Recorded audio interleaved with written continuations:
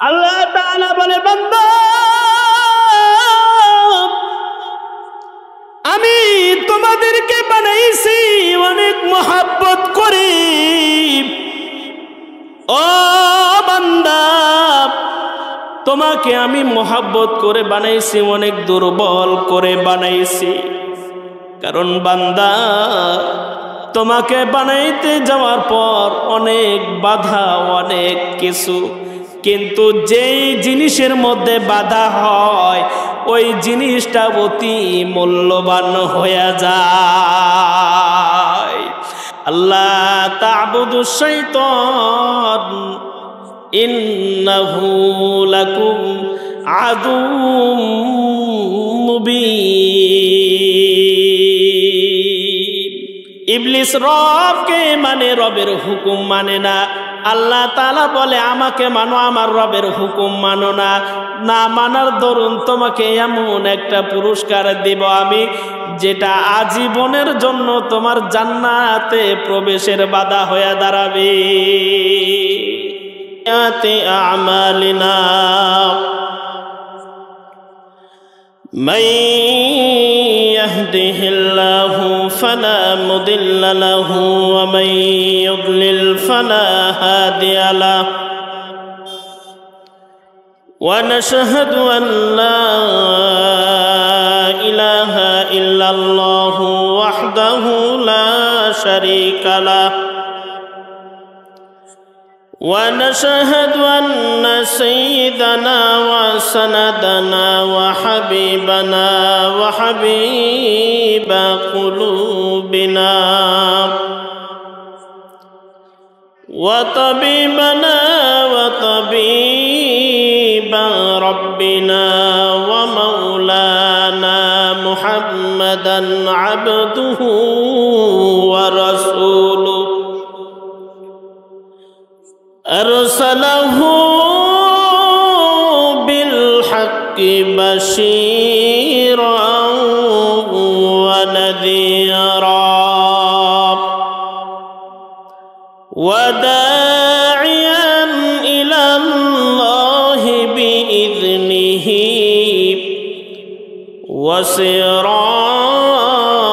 وسراجا منيرا. فقد قال الله تعالى في كلامه المجيد والفرقانه الحميد: أعوذ بالله من الشيطان الرجيم. بسم الله الرحمن الرحيم. إن الذين قالوا ربنا الله ثم استقاموا تتنزل عليهم الملائكة ألا تخافوا ولا تحزنوا وأبشروا بالجنة التي كنتم توعدون.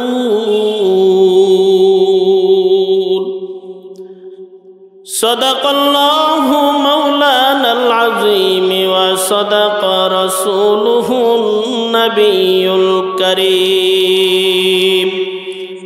وقال النبي صلى الله عليه وسلم: من أحب سنتي فقد أحبني ومن أحبني كان معي في الجنة أو كما قال عليه الصلاة والسلام. وقال تعالى في شان حبيبه ومحبوبه ومعشوقه إن الله وملائكته يصلون على النبي يا أيها الذين آمنوا صلوا عليه وسلموا تسليما আওয়াজ উচ্চ করে মহব্বতের সাথে সকলে দুরূদ ইব্রাহিম পাঠ করি আল্লাহুম্মা সাল্লি আলা মুহাম্মাদিন ওয়া আলা আলি মুহাম্মাদ কামা সাল্লাইতা আলা ইব্রাহিম ওয়া আলা আলি ইব্রাহিম ইন্নাকা হামিদুম মাজিদ اللهم بارك على محمد وعلى آل محمد كما باركت على إبراهيم وعلى آل إبراهيم إنك حميد مجيد رہے میرے مسکن رہے میرے مسکن حوالی کعبہ بنے میرے مدفن دیار مدینہ بلغ العلا بکمالہ كشف الدجى بجماله حسنت جميع خصاله صلوا عليه وآله الحمد لله ثم الحمد لله পাকড়ি দারুল উলুম সালাফিয়া মাদ্রাসার উন্নতি কল্পে ও পাগড়ি প্রদান উপলক্ষে বিরাট ইসলামী জালসার সম্মানিত সদর, সম্মানিত সভাপতি, বিশেষ অতিথি, আমন্ত্রিত উলামা ইকরাম, আমার সামনে উপবিষ্ট মুরব্বিয়ানে কিরাম, তলাবায়ে ইজম, পর্দার আড়ালের মা ও বোনেরা, সকলকে আমার ইসলামী সম্ভাষণ অন্তরের অন্তরস্থল থেকে জানাই সালাম মোবারক, আসসালামু আলাইকুম ওয়া রাহমাতুল্লাহ। কেমন আছেন আপনারা? আজকের মাহফিলে আমরা বসে আছি, আমরা মাহফিল পেয়ে খুশি না বেজার? এই কেন কোনো কথা হয়?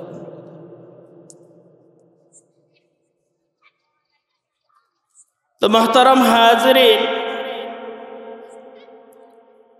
আসলেই আমরা যে স্থানে বসে আছি আল্লাহর রাসূল সাল্লাল্লাহু আলাইহি ওয়াসাল্লামের হাদিস মোতাবেক দালিলি কথা হিসেবে আমরা আজকে একটা জান্নাতের বাগানে বসে আছি। কথার মধ্যে সন্দেহ আছে? আমরা কোথায় বসে আছি? জান্নাতের বাগানের ভিতরে বসে আছি। এখন আল্লাহর রাসূল তো এটাও বলেছেন যে আল কবরু রিয়াদুল জান্নাহ, কবর হলো জান্নাতের বাগান। আর জীবিতদের জন্য জান্নাতের বাগান কোনটা? এটা। এই যে রবের কথা, রাসূলের সুন্নাহ মোতাবেক আলোচনা, এটাই হলো জান্নাতের বাগান। তো আমি এখন প্রশ্ন রাখতে চাই যে যারা আলোচনা শুনছি তারা জান্নাতের বাগানের ভিতরে আছি, আর যারা বাইরে আছি তারা কোথায়? তারা কোথায় আছি? তো আমি প্রথমে একটি আলোচনা দিয়ে আপনাদেরকে বুঝাই যে দামি কারা, দামি কারা। এই একদম সাইলেন্ট। তো আমি যেটা আপনাদেরকে বুঝাই যে ডিম থেকে বাচ্চা কি এমনি উঠে না মুরগিতে তা দেয়? বলেন তো, মুরগিতে তাও দেয়। এখন এই মুরগি যদি ঘোলা ডিমের মধ্যে তাও দেয় তো এটা থেকে বাচ্চা আশা করা যায়? বাচ্চা ফোটে কোন ডিমে? ঘোলা ডিমে বাচ্চা ফুটে রে বা? ভালো ডিমে। আর ঘোলা ডিম কি করে? বাসায় রান্না করে খায় না বাইরে ফেলে? তো যারা আজকের মাহফিল থেকে বাইরে চলাফেরা করছে এরা একরকমই ঘোলা ডিমের মতো। কিসের মতো? ঘোলা ডিমের মতো, যে এদের মুরগিতেও তা দেবে না, মানুষও ঘরে রাখবে না। এদেরকে ছুঁড়ে কোথায় ফেলবে? এমন জায়গায় ফেলবে যে বাড়ির চারপাশে যেন গন্ধ না আসে। এই জন্য যারা বাইরে ঘোরাফেরা করছেন আমি তাদেরকে অনুরোধ করি যে আজকে আমাদের মহান একটি সুযোগ যে আমরা না চাইতেই জান্নাতের বাগান পেয়ে যাচ্ছি, না চাইতেই জান্নাতের বাগান পেয়ে যাচ্ছি। ইন্নাল্লাযীনা ক্বালু রাব্বুনাল্লাহ, যারা বলে আমাদের রব হলো আল্লাহ। কারা বলবে? মুসলমানদের মধ্যে যারা বলে ইন্নাল্লাযীনা ক্বালু রাব্বুনাল্লাহ, যারা বলে আমাদের রব আল্লাহ, আমাদের রব কে? সুম্মা ইসতাকামু, এবং এই কথার উপরে ইস্তেকামাত হাসিল করে, নড়াচড়া করে না। ইন্নাল্লাযীনা ক্বালু রাব্বুনাল্লাহ সুম্মা ইসতাকামু, যারা বলে আমাদের রব আল্লাহ এবং এই কথার মধ্যে দ্বিমত পোষণ করে না, সুম্মা ইসতাকামু তাতানাজ্জালু আলাইহিমুল মালাইকা, আল্লাহ তাআলা তাদের জন্য আসমান থেকে ফেরেশতা অবতীর্ণ করতে থাকেন। তাতানাজ্জালু আলাইহিমুল মালাইকা, কত ফেরেশতা আল্লাহ তাদের জন্য প্রেরণ করেন কোনো হিসাব নাই। আল্লাহ তাখাফু ওয়ালা তাহজানু, তারা বলে বান্দা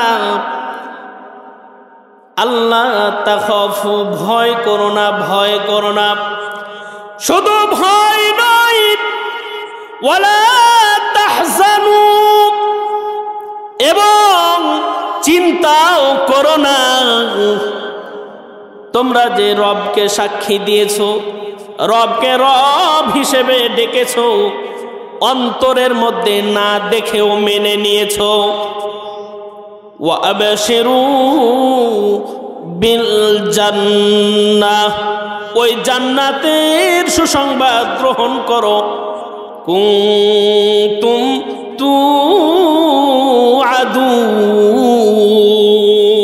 তুআদুন, যে জান্নাতের ওয়াদা আল্লাহ তাআলা তোমাদের সাথে করেছে।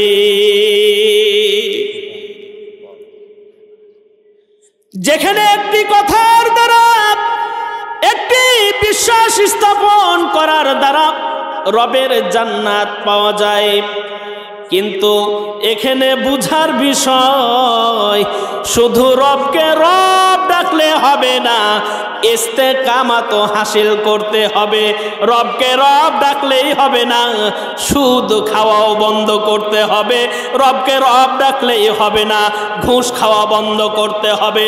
রবকে রব ডাকলেই হবে না, পর্দার অনুযায়ী চলতে হবে। রবকে রব ডাকলেই হবে না, 5 ওয়াক্ত সালাত কায়েম করতে হবে। রবকে রব ডাকলেই চলবে না, হালাল রুজি অনুযায়ী আমাদেরকে ভক্ষণ করতে হবে। রবকে রব ডাকলে হবে না, রবের বিধান যত আছে সমস্ত বিধানকে আমাদের মানতে হবে। এটাই হলো ইস্তেকামাত। এখন আমি রবকে বললাম, আল্লাহ আপনি আমার রব, আপনি ছাড়া দুনিয়া আমার সব। হবে? বলেন দেখি। এখন বারবার আমাকে ওই কোনা মোহর তাকাইতে হয়, একটু সামনে আসেন না, কষ্ট হবে? আপনারা একটু উঠে সামনে আসেন, মিডিলে। এটার মধ্যেও একটা ফজিলত আছে। যারা মাহফিলের এক স্থান থেকে অন্য ভাইয়ের সুবিধার জন্য আরেক স্থান ত্যাগ করে বসে, আল্লাহ তাআলা 2 স্থানের ফজিলত তাকে দান করে। বুঝুন, 2 স্থানের ফজিলত তাকে কি করে? দান করে। তো আমি দেখতে পাচ্ছি যে আমার সামনে এখনো অনেক ভাই, অনেক বোন যারা বাইরে চলাফেরা করছে, আমি তাদেরকে আহ্বান জানাচ্ছি অতি দ্রুত আপনারা স্টেজের মধ্যে চলে আসুন। বন্ধুরা রে আমার, যেটা বলতেছিলাম, শুধু রবকে রব ডাকলেই হবে না, ইস্তেকামাত হাসিল করতে হবে। ইস্তেকামাত বলতে আমরা কি বুঝি? ইস্তেকামাত হলো আমি যে রবকে রব ডাকলাম এটার মধ্যে নড়চড় করা যাবে না। এখন বিষয়টা হলো যে একজন মানুষ নামাজে যায়, কি করে? নামাজে যায়, নামাজেও যায়, চুরিও করে। তো এখানে কি নামাজের দোষ না নামাজির দোষ? বলেন দেখি। কার দোষ? নামাজ। এখন আমরা রবের উপর ঈমান এনেছি, আনুষঙ্গিক যত কিছুর উপরে ঈমান আনা দরকার আমরা ঈমান আনলাম, কিন্তু মানলাম না, তাই না? কিন্তু আমরা কি করলাম না? মানলাম না। কি? যে রবের হুকুম যেটা আমাদের উপরে আছে, আমরা কালিমা পড়ার পরে আমাদের উপর ফরজ হয় কি? 5 ওয়াক্ত সালাত। কি ফরজ হয়? 5 ওয়াক্ত সালাত ফরজ হয়। এখন যে মানুষটা সালাতই আদায় করে না, এ আবার মুসলমান হয় কেমনে? এ আবার মুসলমান হয় কেমনে? কিন্তু কিছু কিছু পণ্ডিত এমনও আছে যারা বলে যে হুজুর নামাজ না পড়লে কি হবে? ঈমান তো ঠিক আছে। কি আছে? নামাজ না পড়লে কি হবে? ঈমান তো ঠিক আছে। হুজুর চুরি করলে কি হবে? দাড়ি তো মুখে আছে। তো এর কি মাইর থেকে বাঁচবে কেউ? এর মাইর থেকে বাঁচাইতে পারবে কেউ? যে ভাই আমি চুরি করি কিন্তু আমার মুখে তো দাড়ি আছে। এখন আপনি যদি বলেন ভাই আমি নামাজ না পড়লে কি হবে? আমি তো ইমানদার, আমার অনেক ঈমান আছে। এমন ঈমানের জোর তোমার যে তোমার ঈমান তোমারে মসজিদ পর্যন্ত নিয়ে যায়। ثم استقاموا تتنزل عليهم الملائكة। আল্লাহ তাআলা বলেন বান্দার জন্য তখন ওই ফেরেশতা, অগণিত ফেরেশতা প্রেরণ করা হয়।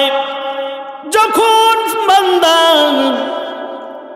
আমার উপর ঈমান আনবে, আমাকে রব হিসেবে স্বীকার করবে, এবং রব হিসেবে স্বীকার করার পর যেইভাবে আমি চলতে বলেছি, বান্দা তুমি ডানে যাও, বামে যেও না, কিন্তু ডান দিকে যাবা ঠিক আছে, এটার মধ্যেও একটা তরিকা আছে। এটার মধ্যেও একটা কি আছে? তরিকা আছে না?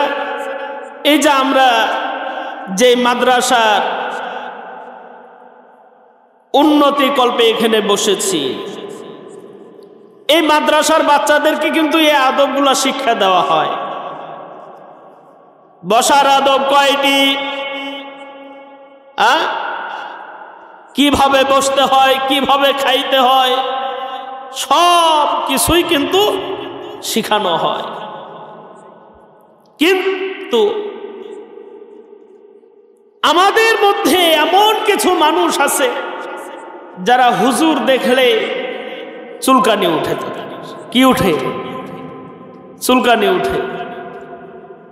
মানে হুজুর আসলেই বলে এ তো দ্বিতীয় স্থানে না, এ তৃতীয় স্থানের লোক।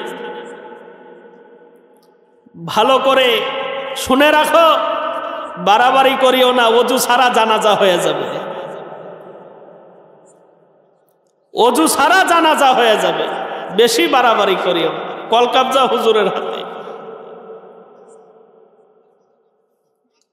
তো মুহতারাম হাজিরিন, যেটা আমি বলতেছিলাম যে আমরা রবকে রব হিসেবে মানি, সবাই মানি।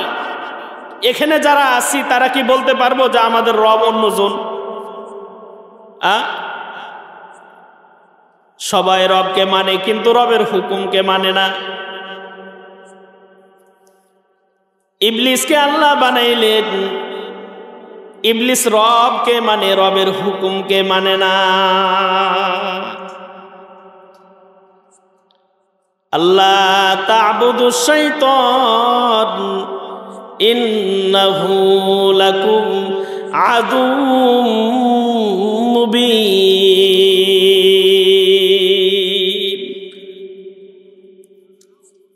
ইবলিস রবকে মানে, রবের হুকুম মানে না।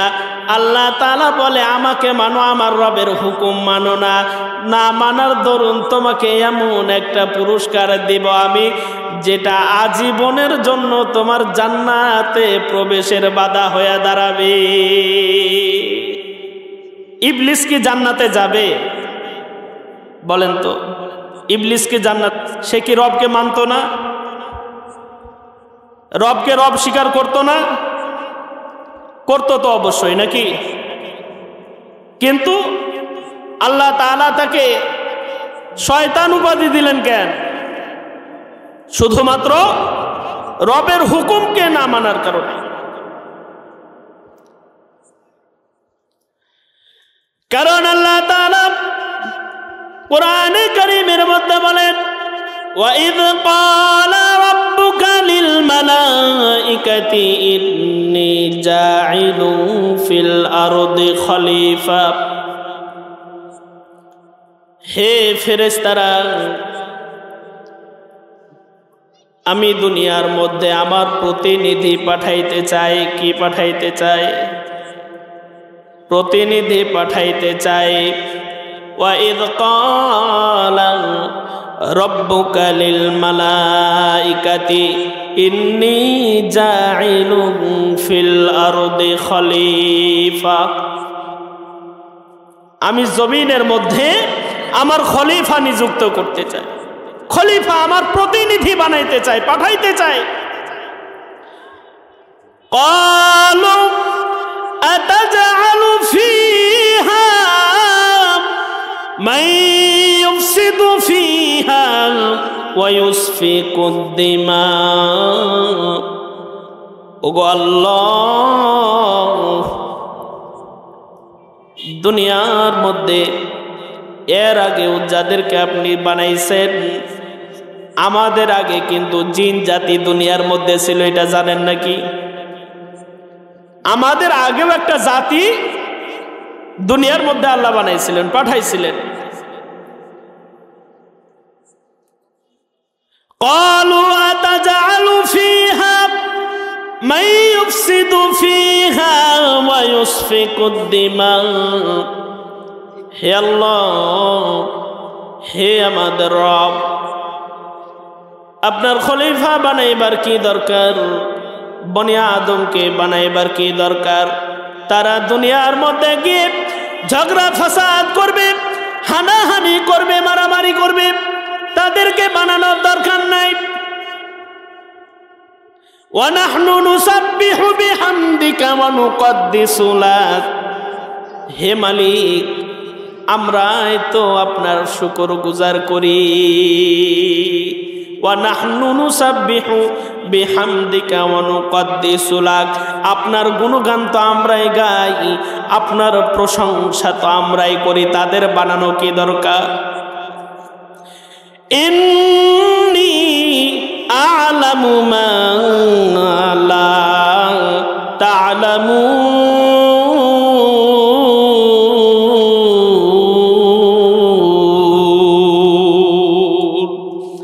আল্লাহ তাআলা বলে, ফেরেশতারা রে, আমি আল্লাহ যা জানি তোমরা সেটা জানো না। ও ফেরেশতারা রে, আমি আল্লাহ যা জানি তোমরা সেটা বুঝো না। ও ফেরেশতারা, তোমরা কি দেখো না, যখন কোন আল্লাহর বান্দা পাকড়ি গোয়ালপাড়ার ময়দানে আমার কথা শোনার জন্য, আমার পয়গম্বরের কথা শোনার জন্য রাত্রিকালীন শীতের মধ্যে, শীতের আবরে ঠান্ডা একটি স্থানে বসে যায়, আল্লাহ তাআলা ফেরেশতাদেরকে ডেকে ডেকে বলে, ফেরেশতারা রে, তোমরা না বলছিলে আদমকে বানায়েন না, আজকে দেখো আদম আমাকে দেখে নাই, আমার জান্নাত দেখে নাই, আমার নবী দেখে নাই, আমার ফেরেশতা দেখে নাই, আমার শুধু মাখলুকাতের কিছু অংশ তারা দেখেছে। আমি আল্লাহ জান্নাত বানাইছি কি দিয়া, এটাও তারা দেখে নাই, জাহান্নাম বানাইছি কি দিয়া, এটাও তারা দেখে নাই। তারপরেও তারা বিশ্বাস করে রব আমাকে জান্নাত দিবে, যদি রবের না কথা শুনি, না শোনার জন্য আমাকে জাহান্নামে যেতে হবে, এটা তারা বিশ্বাস করে। ওই বিশ্বাস করার পর পাকড়ি গোয়ালপাড়ার ময়দানে তাফসিরুল কুরআন মাহফিলের মধ্যে বসে ছেড়ে দেখ, ও ফেরেশতারা, তোমরা ভালো করে খেয়ালে রাখো, যতগুলি বান্দা একমাত্র আমি রবের খুশির জন্য এই ময়দানে হাজিরা দিয়েছে, আমি আল্লাহ তাআলা সকল গোলামগুলাকে মাফ করে দিলাম। আল্লাহ তাআলা বলে, বান্দা, আমি তোমাদেরকে বানাইছি অনেক মহব্বত করে। ও বান্দা, তোমাকে আমি মহব্বত করে বানাইছি, অনেক দুর্বল করে বানাইছি। কারণ বান্দা, তোমাকে বানাইতে যাওয়ার পর অনেক বাধা, অনেক কিছু, কিন্তু যেই জিনিসের মধ্যে বাধা হয় ওই জিনিসটা অতি মূল্যবান হয়ে যায়। আল্লাহ তাআলা বলে, বান্দা, তোমারে বানাইতে বাধা আমি আল্লাহ তাআলা দুনিয়ার মধ্যে যত মাখলুকাত বানাইলাম, সমস্ত মাখলুকাতের চাইতে আমি আল্লাহ তাআলা তোমাকে বানাইবার দামি বানাইয়া দিলাম। আমি আল্লাহ তাআলা বড় মহব্বত করে তোমারে বানাইছি। এত মহব্বত করে আমি আল্লাহ তাআলা কাউকে বানাই নাই।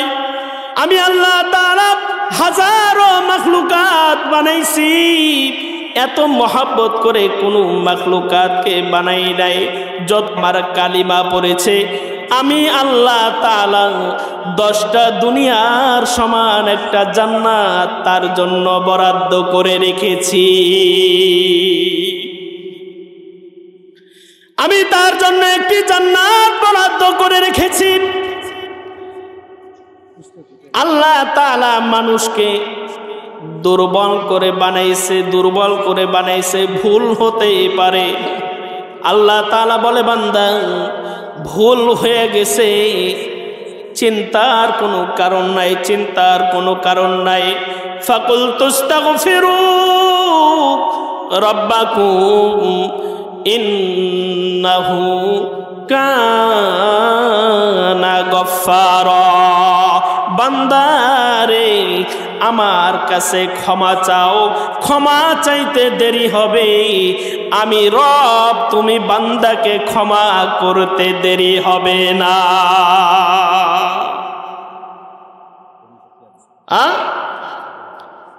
বান্দা চাইতে দেরি হবে, রবের ক্ষমা করতে দেরি হবে না। এই জন্য মুহতারাম হাজিরিন, মানুষ হিসেবে ভুল হতেই পারে। মানুষ হিসেবে কি ভুল হতেই পারে, কিন্তু এই ভুল হওয়ার পরেও নিজেকে দমায়া নিলে হবে না, ক্ষমা চাইতে হবে কার কাছে? রবের কাছে। কার কাছে চাইতে হবে? রবের কাছে। তাহলে আমাদের জন্য পানাহ মিলবে ইনশাআল্লাহ। মুহতারাম হাজিরিন, আমি বয়ান আর লম্বা করব না, কোনো কথাই বলবো না, কারণ আমাদের মেহমান আমাদের সামনে উপস্থিত। তো আল্লাহ তাআলা এতক্ষণ পর্যন্ত যেই কথা বলালেন শোনালেন, আল্লাহ তাআলা সর্বপ্রথম আমাকে এবং সবাইকে আমল করার তৌফিক দান করেন।